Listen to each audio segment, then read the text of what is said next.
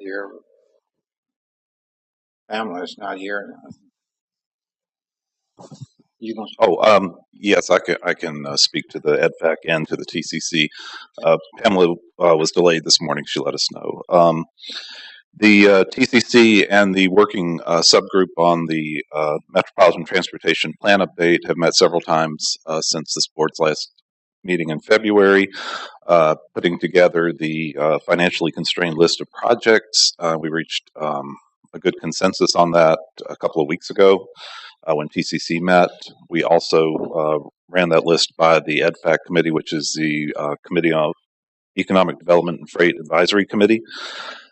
We also gave the EDFAC committee a report card on how the plan is shaking out. EDFAC's focus being economic development and freight. We pointed out to them or gave them a brief report card showing that virtually all the projects in the draft plan, which will be presented later in this meeting, are serving economic development and freight. And specifically with regard to freight, about 65% of cost band 1, 72% of cost band 2, and 73% of cost band 3 are freight intensive projects. So very effective plan in terms of freight and logistics and economic development. The TCC did recommend the proposed list of projects that we'll be presenting in detail later. And we did have good consent from EDFAC, although I don't think it was an action item on their agenda.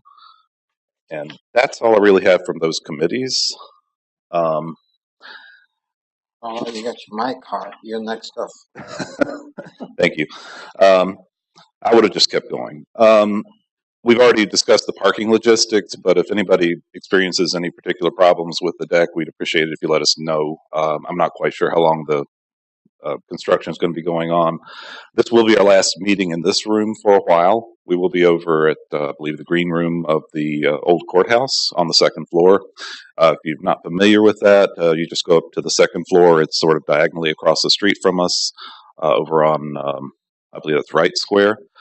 And go up to the second floor, go through the commission main meeting room towards the back corner, and you'll find it there. The major agenda item for us today is a status report on the Metropolitan Transportation Plan update.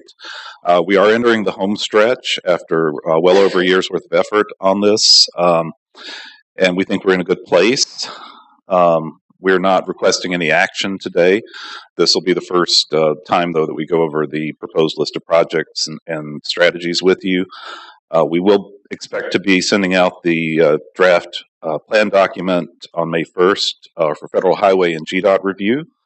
After we handle their comments, the MPO board and advisory committees will see the completed draft document for their meetings in June. And that will coincide with the beginning of the public comment period, which will be running through June and July. To mid-July, I believe, we'll be holding our public meetings and open houses during that time. We will be bringing the final plan to the board on August 7th. We moved your meeting up a couple of weeks in August because the lapse date for the existing plan is August 27th, and we wanted to give ourselves a cushion of a couple of weeks for any unforeseen matters that could arise, but we think we're in a good place. The only other thing we have really today is a minor ACAT bylaw amendment that's requested. This board has to approve all the bylaws of the subcommittees, and my code has discussed that and present that. And that's all I have. Anybody have any questions of Mark? Oh, sorry, minor correction, County Commission chambers for this meeting, green room for the advisory committees. Sorry, James corrected me. James has been handling our meeting logistics during this construction period.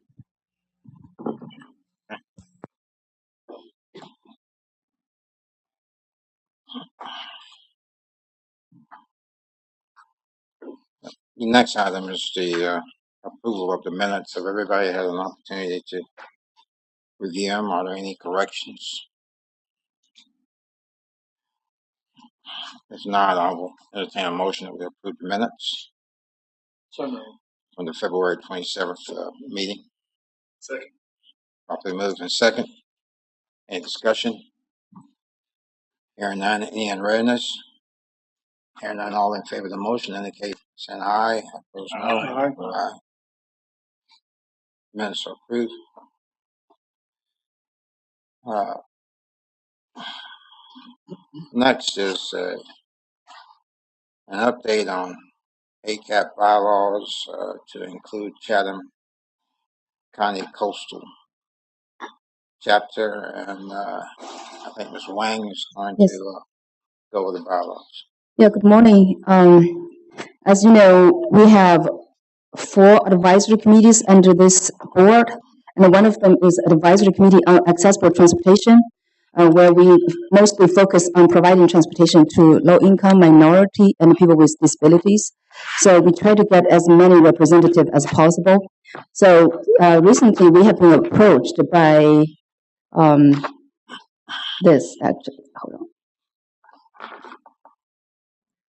by the Chatham County Coastal Chapter, Georgia Association of the Deaf.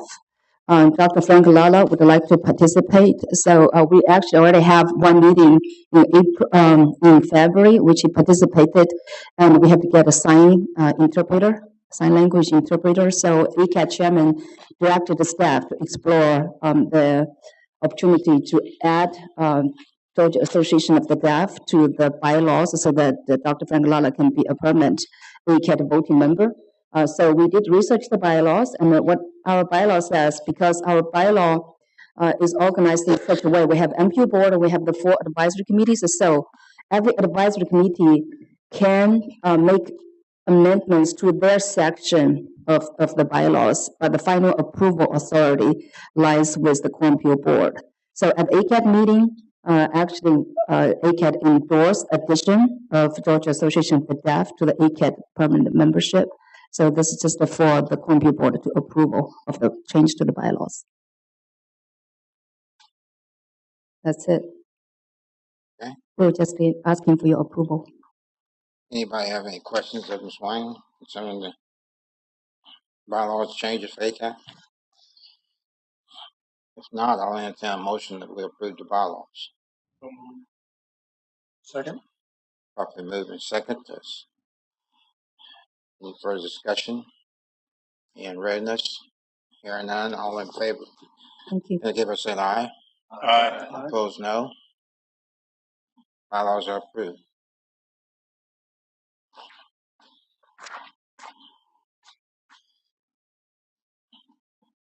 So the business will move on to status reports, and we'll start with the Metropolitan Transportation Plan update and a draft project list. Stephanie, Martha, you. Thank you, Mr. Chairman.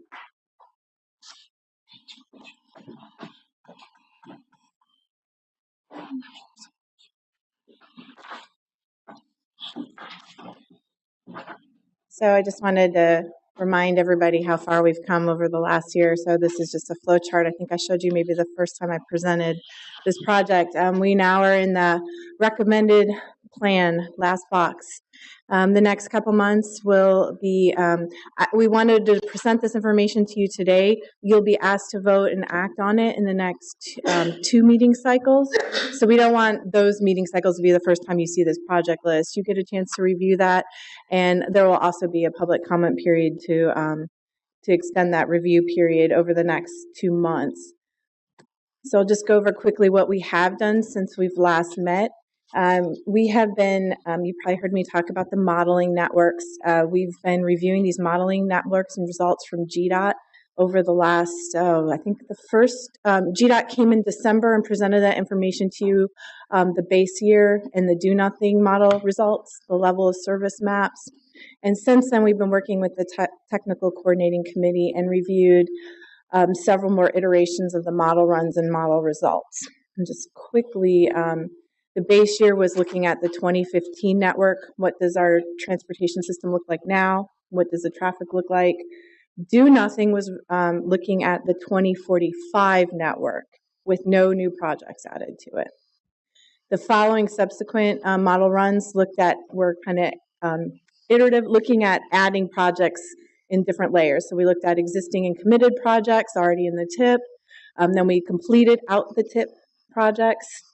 Then we did a long-range unconstrained model run. This was no financial constraints, kind of the wish list project model run. And then we ended this with the financially constrained project list, which you have a copy in front of you of that project list. So just a reminder, we looked at the existing and committed. You can see the orange and red are where we're seeing level of service, where we're a level of service E and F. We're starting to fail in these areas, and those are identified as the problem areas that we looked at in terms of identifying projects. We then looked at no financial constraints. You can see a lot of, they're still red, but a lot of the orange and red did disappear between the two. If you look, I-95 cleaned up, several other corridors turned yellow. But with financial constraints, the reality is we can't afford all of those projects. So this was a run of the project list you have in front of you in the large spreadsheet. This was, some of the problem areas do get cleaned up a bit, but we are still, is there a lot of feedback? Yeah, sorry, I'm not sure.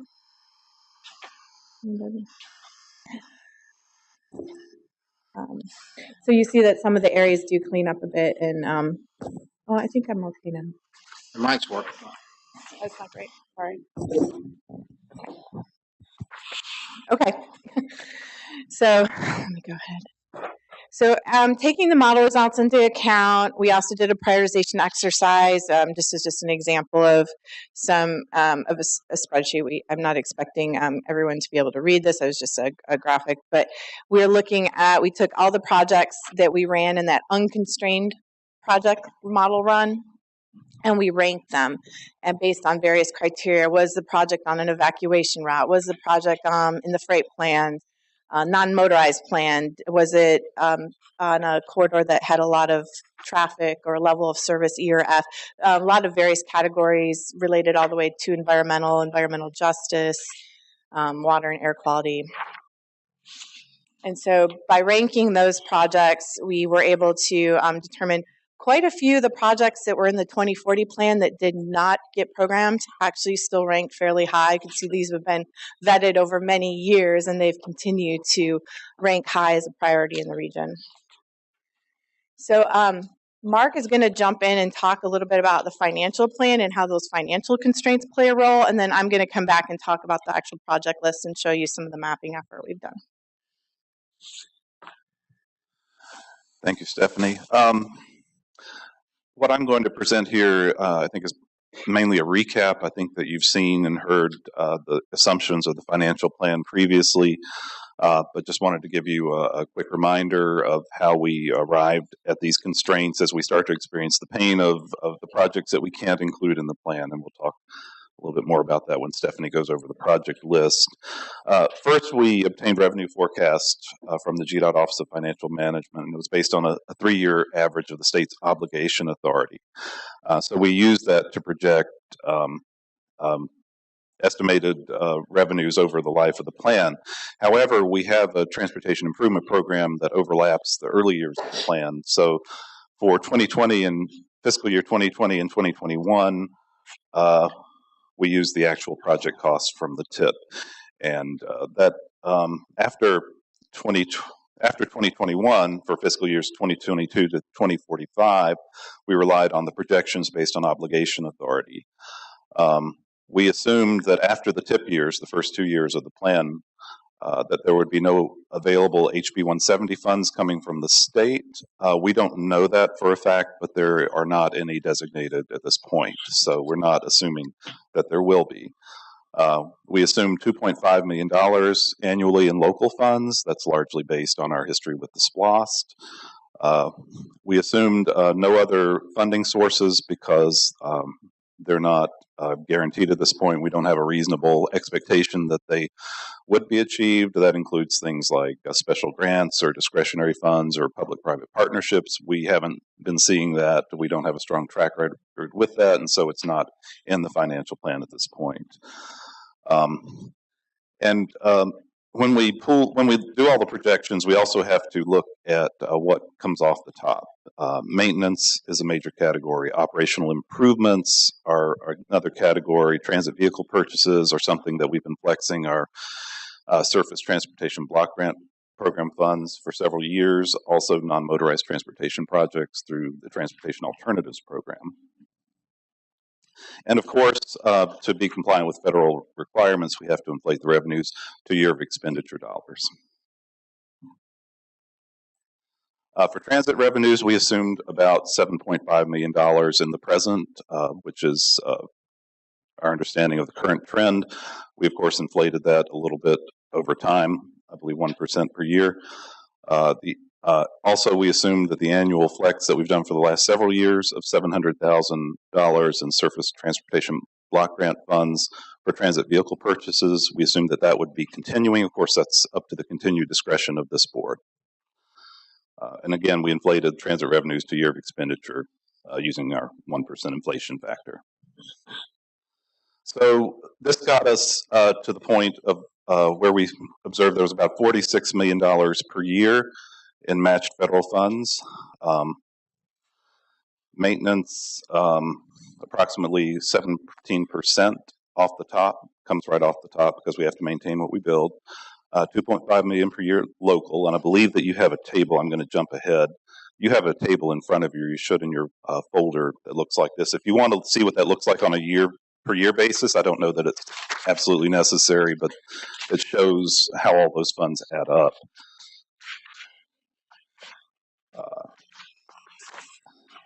And again, additional HB 170 funds, but only in the first 2 years, 2020 and 2021, also shown, I believe, in your table.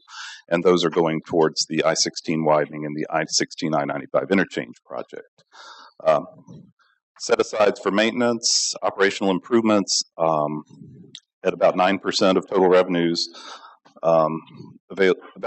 equal to about 9% of total revenues available for projects based on our recent lump sum funding spending. Non-motorized improvements are estimated at $500,000 per year, which is our approximate annual Z301 or transportation alternatives funding, and transit at $700,000 per year based on recent tips, and that would be the surface transportation block grant transfer that we've been doing. And then whatever's left after we lop off all of those amounts of monies is what's available for projects, which is what we're getting to shortly. And we went over that table. Is that, I didn't see that. Anybody else have that? That is not there. Oh, it's not there? No. Oh, I apologize. We can get it to you, but all it basically shows is those amounts of money compounded 1% per year throughout the life of the plan. Sorry, I asked James to hand out tables, and I wasn't specific which ones. I do that sometimes. Yeah. There's so many details to let go of in life. And that was one. You have the summary table for this one? Yes. I think Lycota's holding up the cost band summary. Is that correct? The cost band summary. We'll just get that other. Okay. We can send that out. It's okay. So getting back to the financial plan, we had to come up with some way of estimating the costs of our improvements. For the tip years, we're just using project-specific costs that are arrived at during the development of the project. For planning purposes, we used recent local projects as comps, much as you do in real estate. We looked at similar projects that have been done, are being done, or have been done recently in the area, and we estimated roadway construction costs on a per mile basis based on the other projects that we were able to find, taking into account special costs such as major structures. Interchanges, of course, are a different animal as well, but that was our approach. So again, we assumed a 1% annual inflation rate on highway and transit revenues. Unfortunately, the construction cost estimate nationally has gone up at about 3.5%. So we're losing ground, but these were the documented trends that we were able to find, and those were the ones that the TCC felt that we should go with. And again, these estimates, all the financial numbers and estimates were projected and inflated to the mid-year of each cost band. Cost band 1 being 2020 to 2027, 2028 to 2036, the middle cost band, the middle year being 2032, and the third cost band 2037 to 2045, the mid-year being 2041. So the 2041 would be the year that everything is inflated to in the third cost band and so forth. And I believe this is the, Whitecoat, is this the table that you just held up? Yeah, the summary. The summary table. Okay, so, and is this in the, I'm sorry, James isn't here to ask. You have it. Thank you. Okay, so we didn't mess up there. This shows the money set aside for specific projects, the operational improvements as a portion of total funding, non-motorized set aside, transit described as set aside, etc. Yes. Mark, can you go back one slide? Sure. No, one more. Oh, sorry. All right, so these are the cost and revenue, or would you can say that, I guess I'm asking you to categorize these as either conservative, because you made mention about the 3.5% annual inflation rate. You said that that was high, but that was the number that you currently have. Did I hear you right? Can you explain that? You said something that's high. Oh, sorry. It's high only in that it's higher than the rate at which our revenues are growing.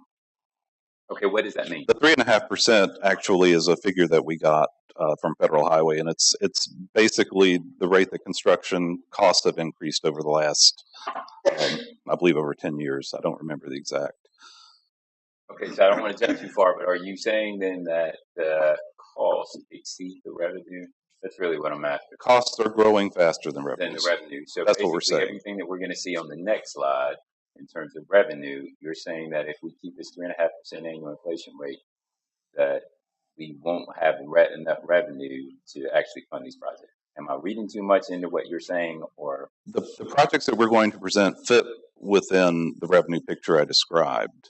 The fact that project costs are growing faster than our revenues simply means we can't afford to put as many projects in the plan as we would like to.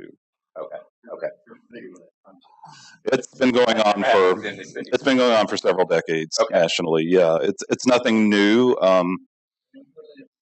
No, I get it. Yeah. I just want to make sure that when you said that, I wanted to make sure that we truly capture what you were saying. I'm fine. Move forward. I may not have said it as clearly as I could have, but good. Yeah, that's the unfortunate reality. Our revenues are growing about 1% a year. Our costs are growing about 3.5% per year, and so it's an ongoing challenge to meet our needs. Okay. So just want to talk a little bit about the set-asides, because we're trying to create some policies that will help us keep the plan current over time and clarify understandings about what is consistent, what is not consistent with the plan. We've set aside a certain amount of the money for operational improvements, and we're proposing to put, I should say, policy statements in the plan that would state for operational improvements that the project is consistent with the MPO's plans. Sorry, let me back up. An operational improvement project is considered to be consistent with the 2045 Metropolitan Transportation Plan if the project is consistent with other approved MPO plans, such as the 2045 Vision Plan, the Freight Plan, the Congestion Management Process, etc. The project improves functionally classified roadways, the project is in the core MPO's MPA, and the project has a qualified local sponsor committing matching funds.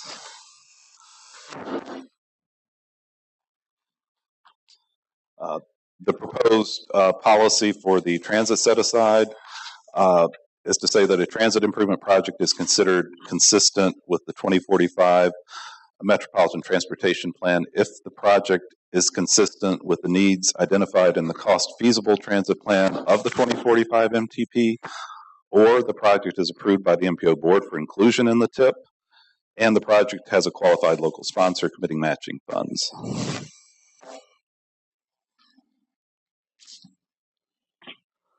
For the non-motorized set-aside, we want to say that a bicycle, sidewalk, or trail improvement project is considered with this 2045 Metropolitan Transportation Plan if the project is consistent with the MPO's non-motorized transportation plan and the project has a qualified local sponsor committing matching funds. Can you explain that? Absolutely. The challenge, one of the challenges we've experienced, and I'll get to the reason why we're trying to put all of these policy statements in the MTP, but specifically for the non-motorized set aside, we have a large universe of needed and desired non-motorized transportation improvements, be they sidewalks, trails, bike lanes. The challenge has been getting those projects sponsored. We have a huge list in the non-motorized transportation plan. And it's, at this point, it's really hard to predict which of those may rise to the level of being implemented, but all of them have been supported and endorsed by this board in the adoption of the non-motorized transportation plan. What we're simply trying to say is that, we want these projects to be sponsored so that when the city or when the county or when another municipality steps up and says, we're ready to sponsor this project, and we'd like to put in a response to your call for projects, we can consider the project consistent with our plan. We don't have to come back to the board and say, well, you adopted the non-motorized plan with this project in it, but technically it's not in our long-range plan, so we have to come back to you again and ask you to amend another document. We're trying to streamline the process a little bit to say, you've already approved this project once in this plan over here a couple of years ago, so we're trying to give the staff permission just to streamline the process, and once somebody comes up with the money, just move forward. And the sponsor committing matching funds. Well, most of the federal funds that are available for these projects require 20% local match, which is the greatest impediment. We get about $500,000 a year in transportation alternatives funds. We can't always, some years we struggle to spend that trying to get projects sponsored. So. And those funds, those matching funds, those 20% comes from where, Steve? They come from the sponsoring entity. It would typically be a qualified local government sponsor that is interested in implementing the project. So, at that funding level, on an annual average basis of about $500,000 per year, we as the MPO, or you as the MPO, can fund those projects as long as the local match is presented. And Mark, I'll ask the chairman, one of the things, Alderman, is the SWOT.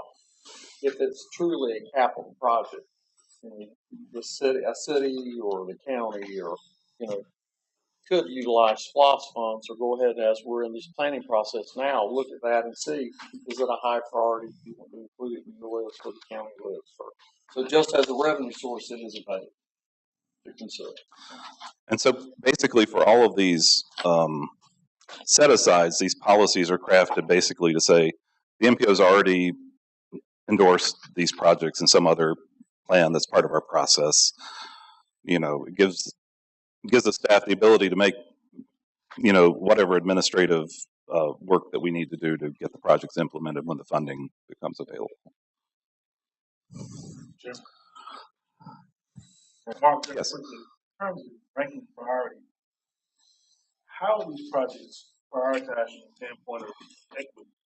I'm looking at some areas that may not have been included in the past, and we've got a couple of areas, and I'm not speaking on behalf of Tybee, but for instance, we've heard about the Tybee Mazzaretta Creek forward, and we've also, and my concern has been about the Okeechee Road widening. I know those projects have been long-term projects, put back. Mm-hmm. So in terms of looking at it from an equity standpoint, how are these projects ranked from a standpoint of equity? Well, this is probably only going to be at least a partial answer initially, but once the project is past the planning stage, and by that I mean it's under active development. In this case, they're both GDOT projects. The advancement has more to do with project development considerations. We're in the lead at the planning stage, but once the project's handed over to a sponsor such as GDOT, or it could be some other entity, then really it's a production issue more than more than what goes on with this board. It's just, how fast can the project be developed, and what is encountered along the way, and when do you get environmental clearance, and when you do, where's the money? Is the money available? That sort of thing. So for the whole first cost band of the plan, for the most part, not every single project in there, but most of the first cost band is simply coming from what's in production right now. We've been operating on the principle for years that these projects are priorities because the MPO approved them in the past. So until this board, says otherwise, it remains a priority. I guess my question goes directly to when I say priority. Have a project that's been out longer term opposed to another one. Mm-hmm. Should that project not be bumped up? I heard exactly what you said precisely as far as money. Once it gets in the hopper, and Mm-hmm. determine what's feasible, etc. And I guess Right. that was my question: how do we go about ranking? And both of those two projects have a rich history that is longer than my time at this MPO, I promise you. So, I could speak to some of what each of those projects have been through, but not all of it. But you as a board, though,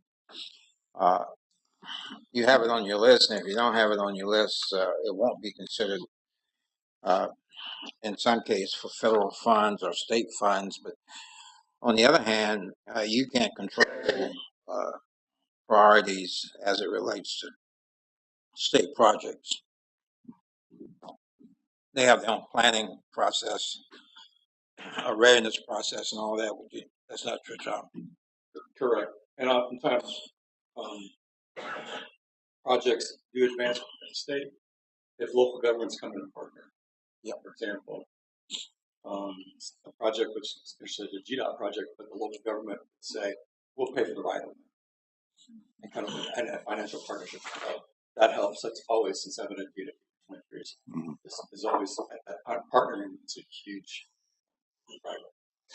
Yeah, I mean, it's commonly said that state DOTs in general prefer projects where local issues are non-existent or have been resolved. So, the more issues a project has, the more delay you may encounter. I wasn't here at the time. I've been told that there were approved right-of-way plans in the past many years ago on the Ukichi Road widening, but that there were local issues with the project, and they started over. I couldn't attest to what those are. Mr. Chairman, I guess from local government standpoint and working with the state and the federal folks, is not even the funding, because it's kind of like Pam, with our priorities in paving. It changes because if the ports say, by the way, we're adding 1,000 trucks a day, and all of a sudden, based on mobility and safety, that can move up the list. With the kind of the Holy Trinity getting together, saying this has to be moved. 16 perfect example of safety, and then we had deaths. It moved up the line quickly. So those are it's more than just what we say. It's what occurs or what we did not put in our trends or forecast, because things change. Exactly. It's unfortunate, but they do, and I think that's going to get you that others have taken a priority, based on some of those issues. Mm-hmm. That's how I've read into it and talking to our engineering department. And just because it's been on the list a long time, if traffic studies and everything else doesn't warrant it to be moved up, doesn't matter how long it's been on the list. It's just.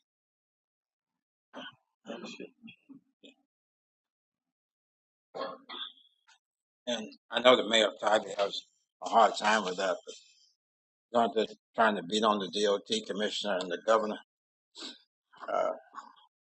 Unless you've got some dollars you want to put on the table, not really going to move them. They beat on you sometimes too. Yeah, I've been there and done that. Partnership is always better than a stick. And money is better than partnership sometimes. Yeah. Well, when you say partnership, that means that is money.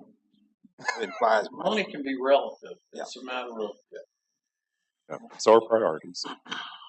I've seen relative priorities shift many times. And we've seen that if something becomes a funding priority for the legislature, the governor's office, and they are willing to put funds in, GDOT, although they have an independent board, will usually move it up on the list because of the legislative or the governor's priority. And the governor's priority can just be the governor's priority. If he can't get the legislature to fund it, it doesn't happen.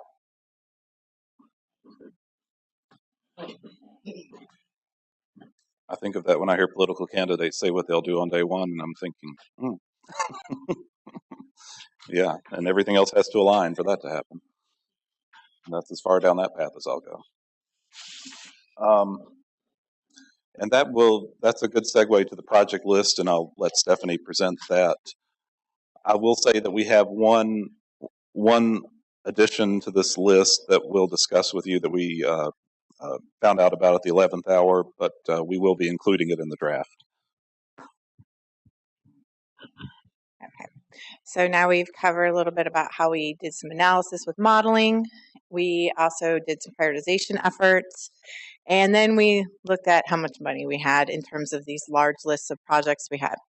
So taking into consideration things that were some of the things we did, we now have a project list. So you each have a map in front of you, and you also have the large spreadsheet. I'm going to give you, although if you just be patient with me, I want to do a tour of the projects. Just so you've gone through all of them. This is kind of your first review, because we will be asking the board to make an action and approve this draft list or something very similar to it in June. And I don't want it to be the first time you see it in June. So looking at the first project is number 23 here. That's the Durin Avenue at 516. And that's that connector there, the extension. The next project, we have East and West Durin projects. So we're looking at 11 and 12 here on the map. And I'm also note that these are all in the first cost band. You can see that most of these projects are already at a right-of-way construction or a construction phase. This means a lot of these are already in the pipeline and moving forward. So, okay. So then we have the next several projects are related to the bridges over 9 and 10. So we're looking at the SR25, US 17 bridge replacements here, 9 and 10. And then 20 over here. This is related to the, sorry. Now I'm going to run out of hands in a minute here. So number 20, this is related to the I-17 widening. This is just a small portion that Georgia is putting in. South Carolina is actually implementing this project. Okay. Then we have Effingham Parkway, number 15. 18. So we have the I-16 project here. That also includes, you see the interchange zeroed out on that because the cost is actually included in the widening project. So then we have 16 at 307. So, and then right here is SR26 from 516 Victory Drive, the Geechee widening. We're just talking about that. Brampton Road Connector over here by the port. Then we have the two bridges out to Tybee and the road reconstruction. This is in the first cost band as well. And then the next two projects, the interchange at 95 and Airways Avenue and the interchange at Little Neck 16. Both of those projects are related to studies we're currently conducting. We included these in the first cost band with the assumption that this is a high priority if we're now doing traffic studies, traffic analysis related to these two projects. We've included some improvements for those. We don't have the final recommendations for those projects, but we have sort of placeholders here in the plan. Okay, the next several projects are moving out to cost bands 2 and 3. These are further out. These projects are not currently really rated in the pipeline, as you'd say. We're looking at the 516. So there's 3 projects related to 516. There's the I-16 interchange. This project actually only PE made it into the 3rd cost band, and so the construction would actually be outside and considered in the vision plan, unless it moves up in some sort of priority over the next several years. And I've lost my dot there. Where's 2? Right here. It's harder to see, but so and all the blue is the longer, further out time bands, cost band 2 and cost band 3. So then 22 and 21 on the map are the other 2 516 projects. Then we have I-95 at SR21, the Augusta Road interchange. This project also is partially in cost band. It's straddling cost band 2 and 3, between the PE and the right-of-way being in cost band 2 and then the construction being in cost band 3. President's Street right here. This one is in cost band 2. Right now, the entire project is funded through cost band 2. I-16 widening between Pooler and 95. That is included in the further out. Let's see. We've got cost band, it's straddling again cost band 2 and 3 for the total project costs. And this was included as part of, we were required to include this in the planning effort as part of the current I-16 widening that's already ongoing. It was anticipated this would happen in the future. So at the request of the county and EDFAC, Old River Road widening up here was also requested to be put in. We tried to get it into time band 1. It did not fit. This is related to developments going on out in that area, and we were able to get it into the cost band 2 time frame for all the way through construction. Gulfstream widening. It was up in this area. Here by the airport, that was actually a result of the modeling. This showed as being having a pretty poor level of service all the way through, and then resolved with the widening effort. And then we have 2 projects down in Richmond Hill, Port Royal widening and Harris Trail widening. Those are both in cost band 3. Oh, and I did just want to mention the Gulfstream widening is actually just the PE is in cost band 3. The construction will be pushed outside the plan. Yeah, that's the last one. Oh, you want to? Sure. One thing that came up just in the last few days that we didn't have time to add to all the lists and maps, so we thought we would just discuss it with the board today, is that the city of Pooler is interested in some improvements at Quaco Road and I-95, and I discussed with their city manager. They were still somewhat on the fence when I spoke to him about whether simply a wider bridge would be adequate or perhaps an interchange would be a better idea. Our thought was that since that would impact the interstate, that our recommended approach was to put a study in the plan. If you impact access to the interstate, I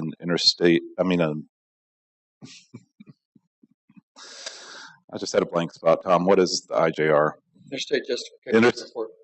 Justification report, sorry. Yeah, I should remember that because we have 2 IMRs going on right now.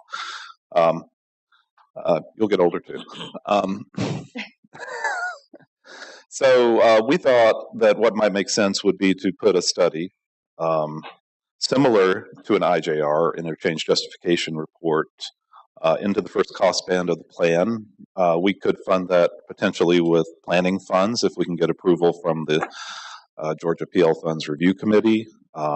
We could approach them as early as the fall for that funding.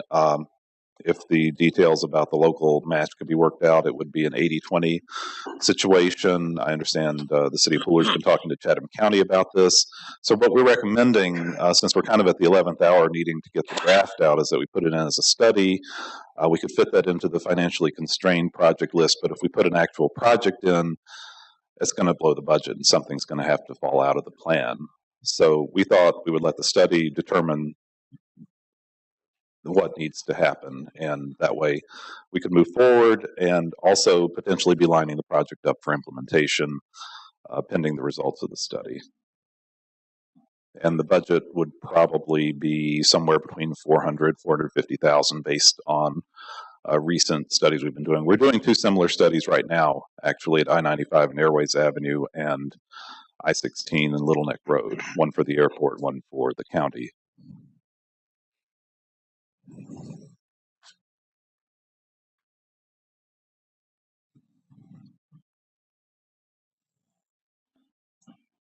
So we would write, if the board consents, we would write that into the draft before it goes out to Federal Highway. Just a request. To add a study to cost band 1 with probably a cost of no more than 450,000.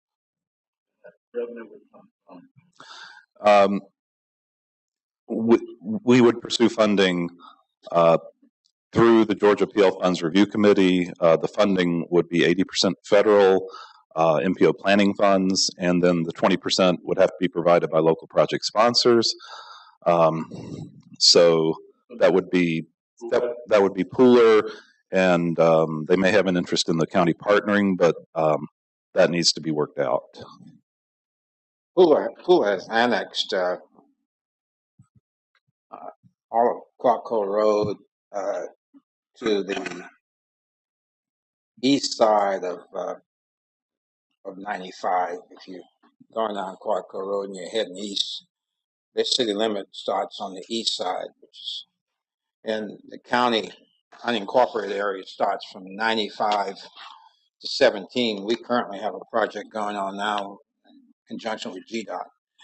GDOT is dealing with the intersection of Quaco Road and 17, and then we're taking up from where GDOT stops. And we've almost acquired all the parcels necessary to full lane Quaco Road up to 95. And we're going to break ground on widening the 2 lanes that's there now and putting in a turn lane. But we're acquiring the property for a 4-lane road from 95 to 17. And the only reason that we're not proceeding to 4-lane it now is because of that bridge. And we don't want to create an accident point. The bridge is narrower in as far as standards for a 2-lane road when it was originally built. And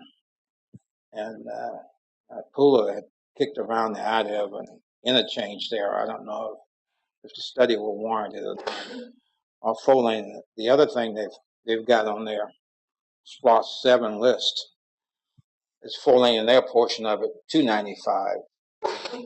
So they're planning on, if the voters approve it, they'll have funds in place to 4-lane it up to the bridge, and the bridge becomes a bottleneck for that entire project, the county's portion as well as the city's portion.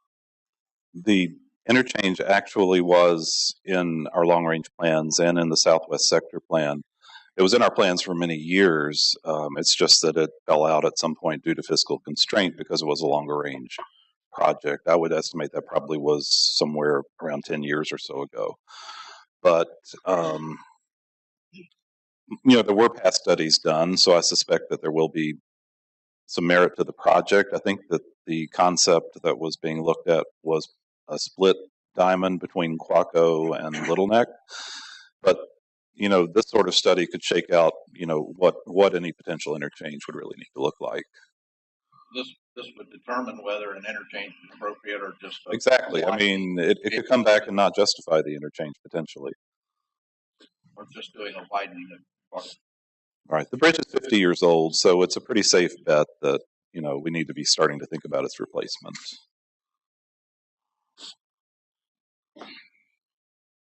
So I like to go ahead and add that the approval of the city manager's request, considering the fact that he's thinking that he'll have funds available to do whatever he needs within the next 6 years. So I don't know how long the study will take, and then when you start widening, whether or not we can get the cooperation we need from the federal government, I think we could probably get the cooperation we need from GDOT. Then we got to have the federal Department of Transportation as well. Right. Process-wise, going down this path, we would come back to you in the near future with an amendment to our UPWP, which would add the study to our work program. And then before we could apply for the funds, we would have to get some documentation of the local match and have this board certify that. So, it could potentially happen as soon as the fall that we go and apply for the funds. Depending on how fast all those agreements come together, it could also be a little bit later. But twice a year we can apply. Yeah.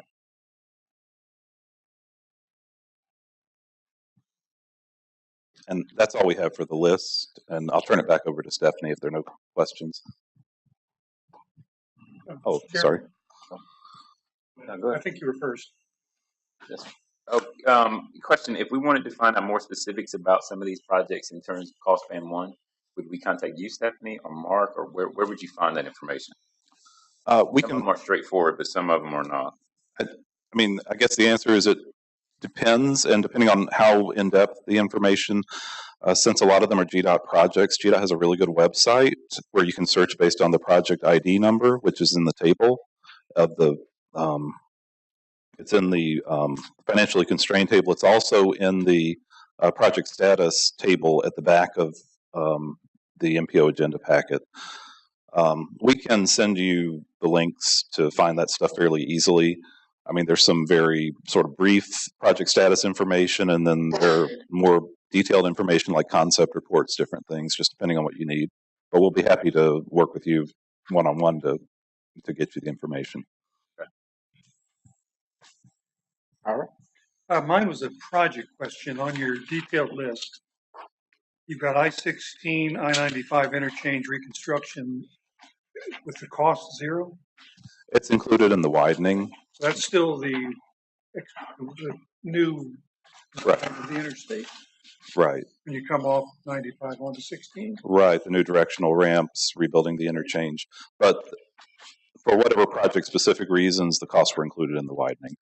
So I know that because when we were putting together some of our long-range estimates, I had to go into their cost estimates and pull the interchange cost out just to derive a per-mile cost for the widening, because I was trying to come up with a comparable, 4 to 6 lane interstate widening for 516. So I just wanted to make sure that was still in play.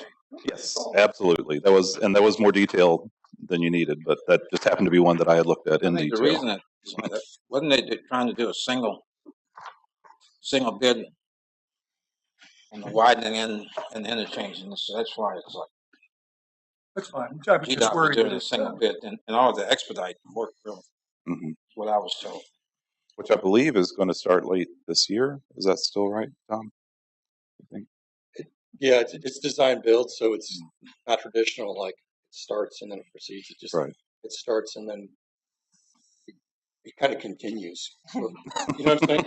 So you pick a winner and you give them, here's the project. Pick the winner, but they start designing. They start building it, but then they're also designing it farther downstream too. Make sense? It's kind of like a machine. Simply complex. As opposed to getting it all designed and then starting construction. Go ahead and get a head start on what you've already got designed. And continue to work on other sections too. So it literally, so there's the cash flow works better too. Anyway, that's more than you need to know. Start building while the design is still in process. But you see the stakes out there. But you get to the point in design where you're certain enough about what you're committing to. Absolutely. Mark, I only asked this because you answered that one. So what two of the projects that's on this cost band one that I'm curious about is 11 and 12 East of Wren Avenue and West of Wren Avenue. Off the top of your head, do you remember what those improvements are? You or Stephanie? I believe there are operational improvements for Duran Avenue. I don't remember everything that's included in it.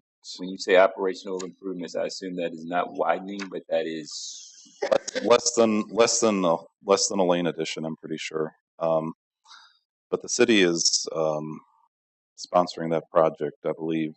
Yeah, that's why I'm curious about what it all entails. So I'll have an offline conversation with you or Stephanie about it. Okay, That's fine. sure. Last time I checked, the city has a pretty decent Project Run website. Mm-hmm. Usually, that's where I go. Yeah. Layout of what it all involves. No, that's what Right. I guess that's the question. So obviously we have Project Duran as a larger conversation. Project Duran, and there are some improvements on both the east end and the west end of Project Duran. Are these those improvements? Mm-hmm. Yes. Okay. Those are those improvements. In their entirety. I just want to make sure. I believe that's correct, and they're separate from the I believe they're separate from the Hampstead connector, which would be a different project. That project typically, it's talked about in three phases. There's a lot of connection being one, the larger phase, but there's also the east and the west. There's a lot of components to it. It's not a wholesale widening by any means. There may be some adjustments to turn lanes. I think that there's probably some sidewalk improvements, some non-motorized improvements in there as well. But I put the city's website because the city is a sponsor on that. They're right. The lead.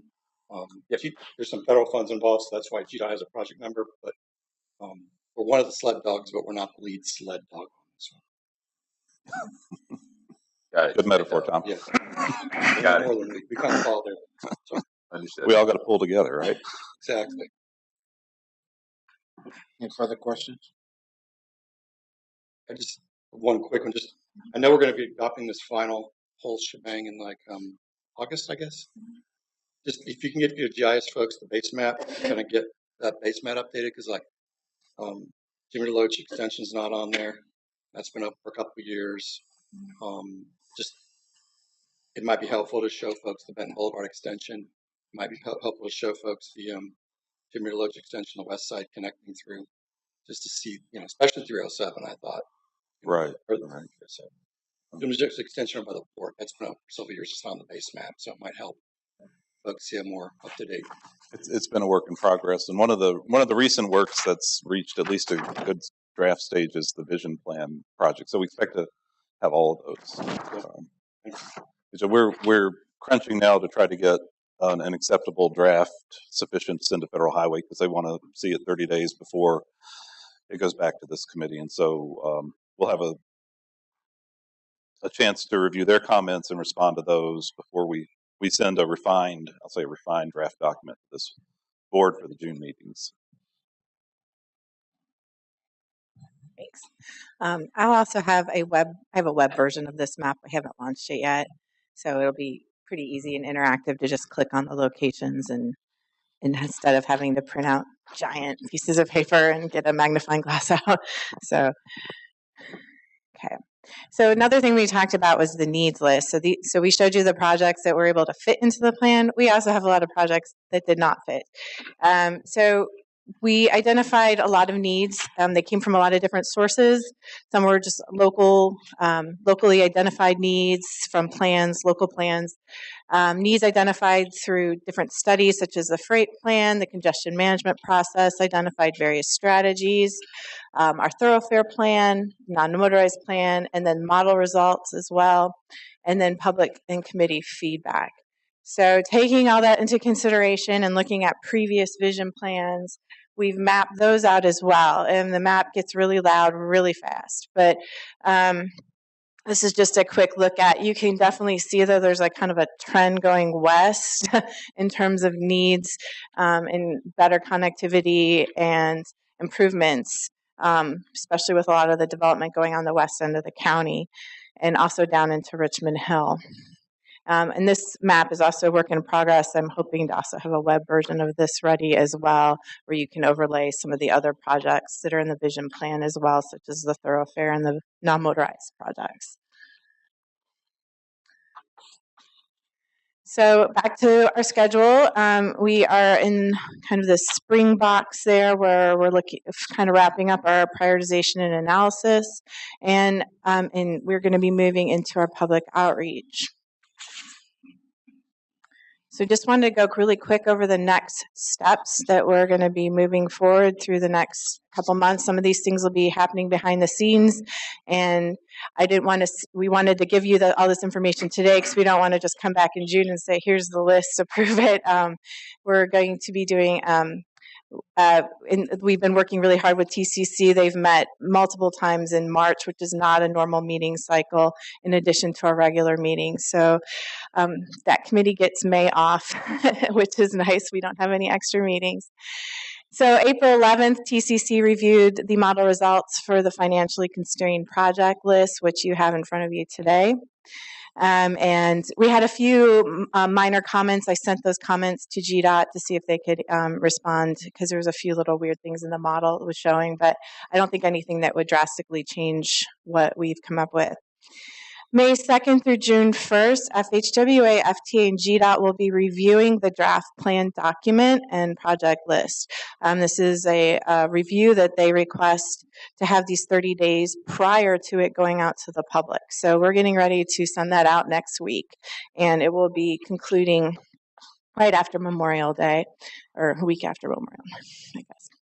So as soon as I get that back, I have a very short amount of time to turn everything around, any comments, address their comments, and then get it out for our public review, which is going to start mid-June, June 13th, 14th, and go through July 16th, 17th, depending on exact dates there. But we've been planning some open houses, and I'll get to those in a minute. And that is technically our 30-day public review period for the plan document. June 20th, we're going to be asking TCC to endorse this draft project list to the board, and then June 26th, asking you folks to approve the draft project list. Then we come back in August with the final list. On August 1st, asking TCC to endorse it to you, and then August 7th, we'll be asking the board to have final action on the plan update. We have, as I mentioned, scheduled some open houses, and so far we have 3 scheduled. We're working on a 4th in West Chatham at the Moses Jackson Center. We just haven't confirmed it yet. All these open houses that we have at the top, will be from 4:30 to 6:30, and so far we have the Armstrong Center, Pooler Rec Center, and the First Presbyterian Church scheduled, and those taking place in June.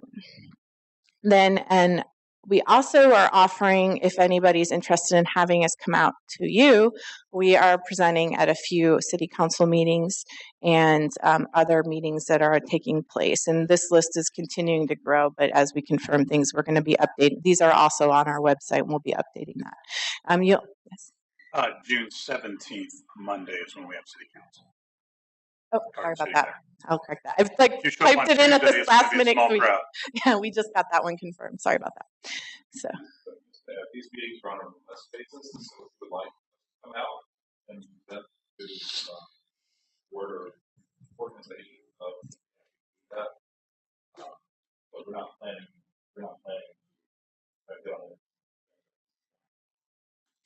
Yeah, I know I have a few more in the works, but like I said, we'll be updating this website as this list as we get those confirmed. So that's what we have now, but I wanted to share that because we will not be meeting again before most of these meetings happen, and we'll be sending out some information about these meetings as they occur as a reminder. So that was all I had today. If there's any questions about anything, I know you got marked out most of the questions. Any additional questions? Thank you. Next, we will have informational reports. First up is GDOT.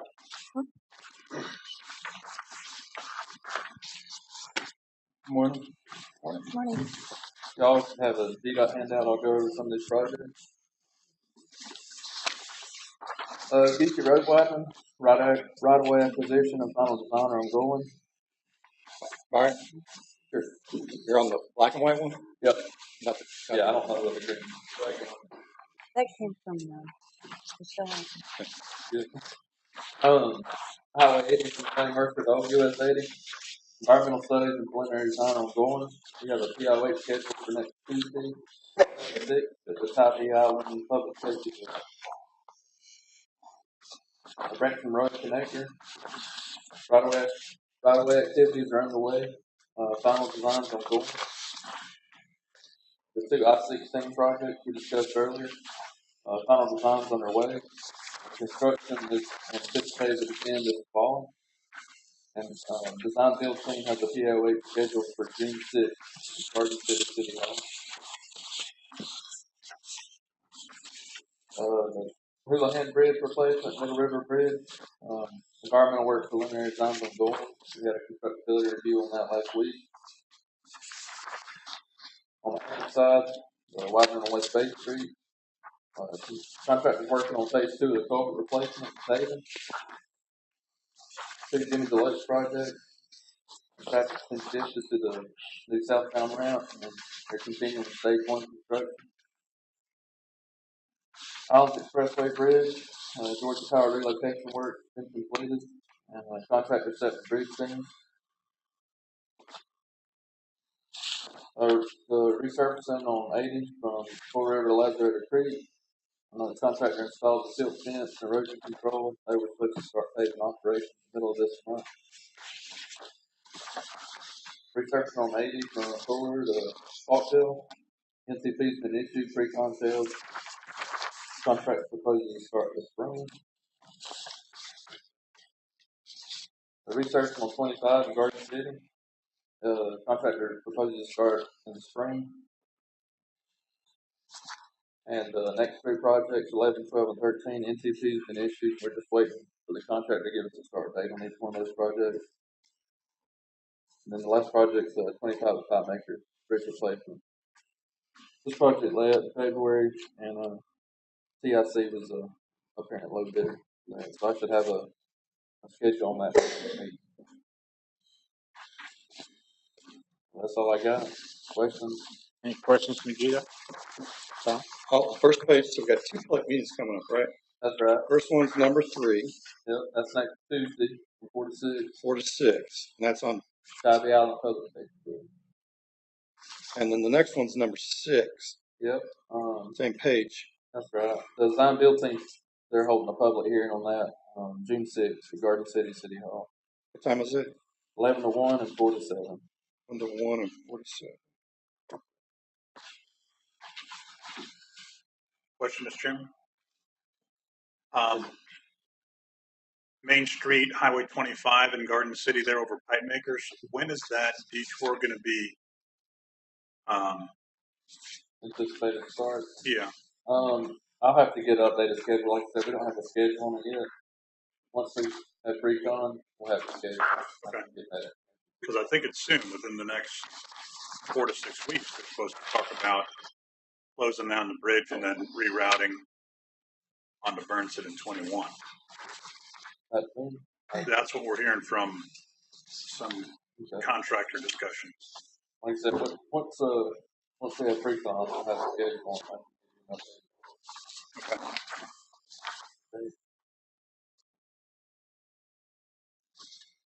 Any further questions? Thank you. Thank you.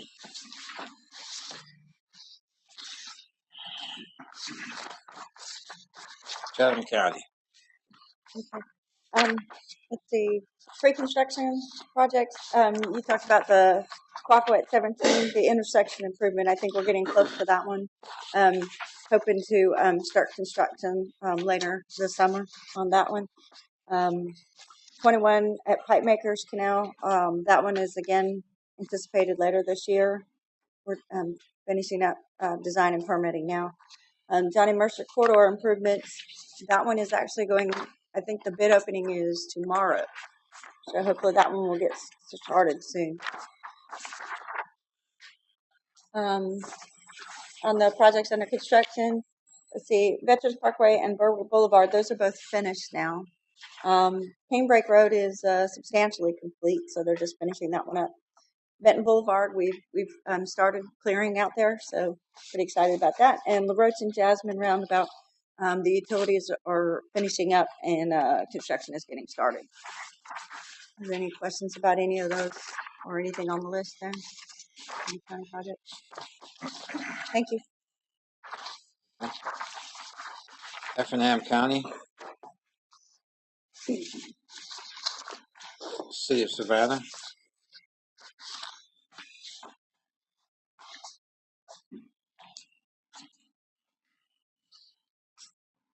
anything from Garden City?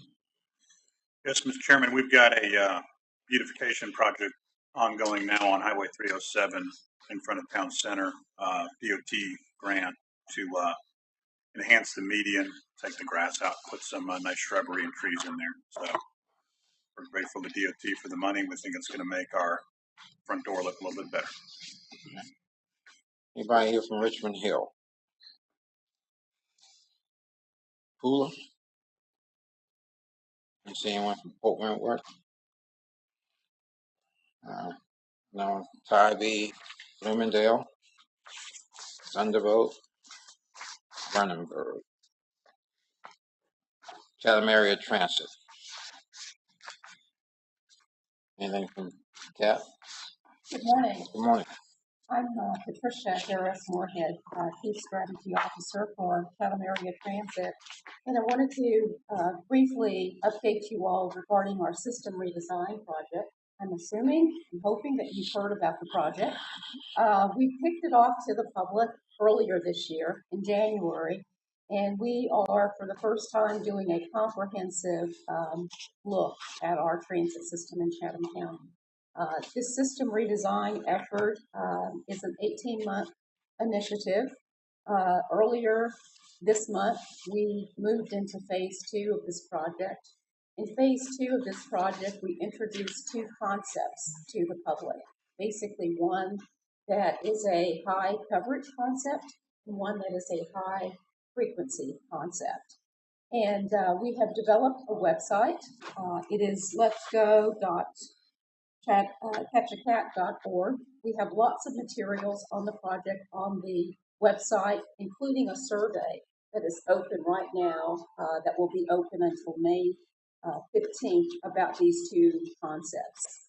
We will have some difficult decisions to make, some trade-offs that will need to be made regarding what type of public transit system we want for our community. So in this phase, we are in the information gathering stage. As I said, we introduced these 2 concepts. They're not final concepts.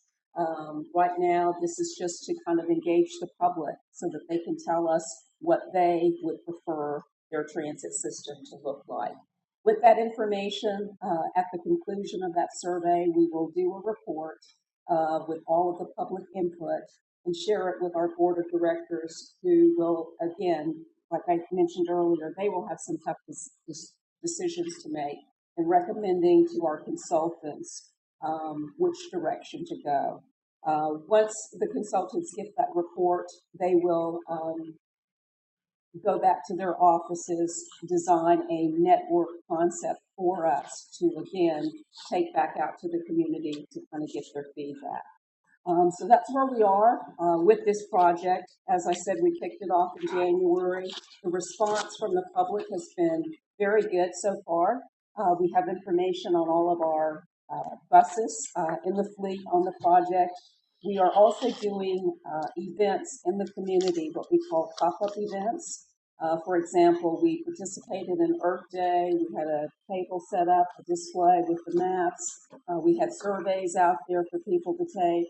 And we also have made arrangements with the public libraries here to have displays in all of the branches. So we have maps, displays about the 2 concepts at the branch libraries as well.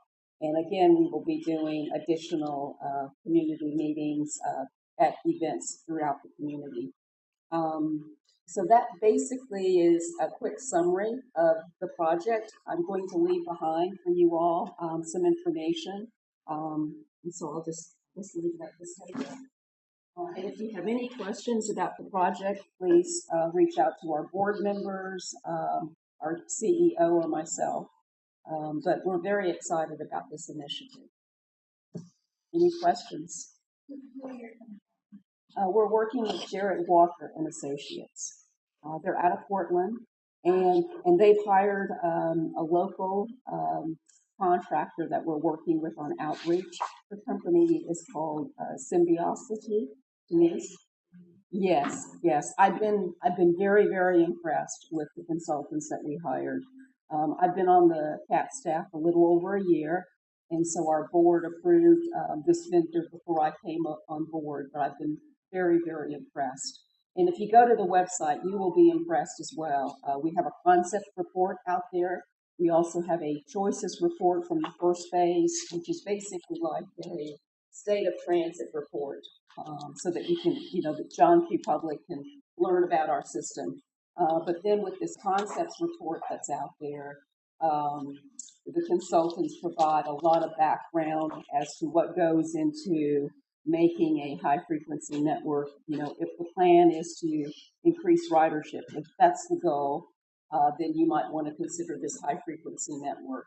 If the goal is coverage, if you want our buses to go to just about every part of the county and coverage is the goal, then there's going to be a trade-off between ridership and coverage. And so we have some tough decisions to make about our transit system in our community.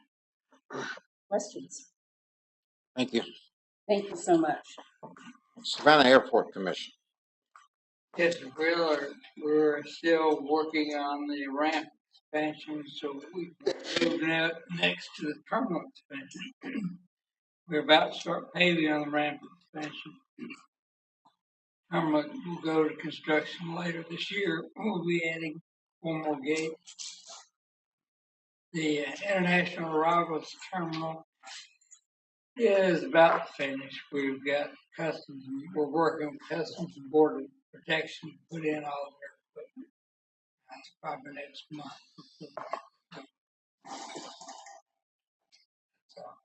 Any questions of George? Anyone here from the Georgia Ports Authority?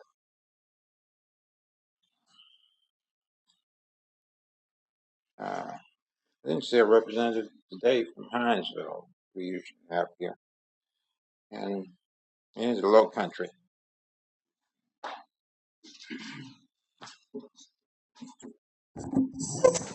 There's nothing really major new since the last time. We are going to be starting, the SCDOT will be starting construction on the widening of US 17 well before the end of this calendar year. So we can all look forward to probably some real interruptions on traffic while that goes on. And that's going to be a long construction period. I was just noticing again, driving over this morning, how much fill they're going to have to put in. Because as you notice, it's not very far off the existing roadway into the wetlands. So every time I go, it comes to me again. But anyhow, and we're also embarking with our public transit provider, LRTA or Palmetto Breeze, on adding some services in what's called our small urban area. That's where we get decent funding. And that's Bluffton and Hilton Head area.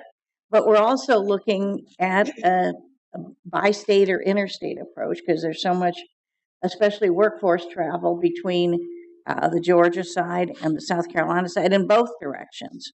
Because it's usually you think that, it's all people coming from South Carolina to jobs in the Savannah area, and the numbers actually show a fairly even distribution of people going north. So we're looking at that. I don't know if that will be one of the routes chosen to add service to, but it's something that's definitely being considered, and we'll be in touch with you on that. Because if not now, it will be at some point that the two services could, start doing some coordination to get people back and forth and possibly remove some traffic. We're also, and again, I'm just talking about things that might be of relevance here. We're working on an access management study for South Carolina 170, which I know a lot of you travel on, and a lot of people going to and from, say, Hilton Head and Savannah, or Beaufort and Savannah, travel on, and we've been averaging a huge number of accidents. It's also a relatively small highway, and it has traffic now of about 23,000 average per day, which is very large. So we're looking at that because it actually affects business in the Savannah area. For instance, when people get hung up and for 2 hours or 4 hours, as they did the other day, heading to Savannah, they don't get there. So that was just Monday. We have these wrecks quite often. So anyhow, those are the main things that are going on. And there's the long-term widening of Interstate 95 is in the planning phases, but the fact is that it is on the priority list for the state of South Carolina, and it was never before. So that is key. And $1 million was put into the planning. And before that, nothing was available. And the SCDOT Commission considers it one of their priorities and is looking at various forms of financing. So hopefully, again, because that affects this area very much, especially during spring break. I think we all went through that, especially Easter weekend. So, anyhow. I've got a question. Is the bridge construction, is that part of the 17 widening, the Back River Bridge? Well, there will be a second thing. Yeah. And right now it's the two state DOTs working out the plan. Okay. Of course, that's my No comment. So that's a separate project then from the widening? Yeah. Okay. Oh, okay. And because it would be and I mean, it was scheduled, planned to be at the end of the project anyway. So the fact that okay. it Gotcha. hasn't been totally solved won't hold up the actual fund. And that, and as I was saying, it's a very complex widening, so it's not like it's going to be finished in a year. It's just possible. So, I mean, I'm an optimist, so I'm assuming the two states will work everything out well in time to start working on second span of the bridge. Okay. And I have one more question, if you don't mind. I'm sorry. And you're talking about 170. You're talking about that part from 17 to the roundabout. Is that called 315 or is that 170? I'm not sure. That's 170. So is there plans to widen that? You said access management, but the real issue is actually from the Hilton Head 278 north. Really? Okay. Because if the traffic is really not bad, the southern part heading down, really compared to the comparatively, it really isn't. And because I mean, you get turning, it's the turning movements that are hard. Whereas the new part of 170, you know, where all the big subdivisions are, that was planned at limited access. Right. Oh. Okay. Whereas the old part has been there over 50, 80 years. It used to be just two-lane road, and so people, the cuts, the access, I mean, it's constant pulling out, and that's the analysis has shown that the accidents are from pulling out. Yes, ma'am. And so that's so we hired consultants, and they're going to be working on coming up with ways to limit some of the access. And on the newer part, planning is actually the plan, whereas the old part of 170 was just a country road. And if you wanted to have a curb cut, it went curb, but you didn't. You wanted a driveway out of the highway, it went curb. Thank you. Thank you.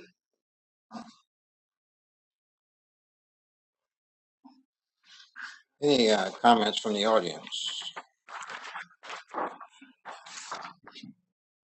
And then the next core MPO meeting will be Wednesday, June 26th at 10 a.m. in the Chatham County Commission Chamber hearing room. If there's any changes in that, we'll certainly let you know.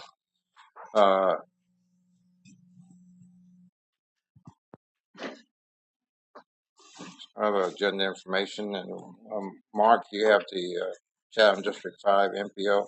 Oh, this just wanted to point out the green table at the back of the agenda packet today was received from Michelle Wright, who is one of our main project managers at Georgia DOT, and she asked that we distribute it to the MPO members. So, being that the meeting was coming up, we decided we would put it in as an attachment for additional information, and that's why the table is here. Thank you.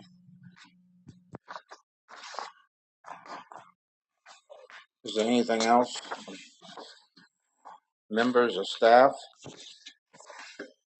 If not, then we'll declare this meeting adjourned.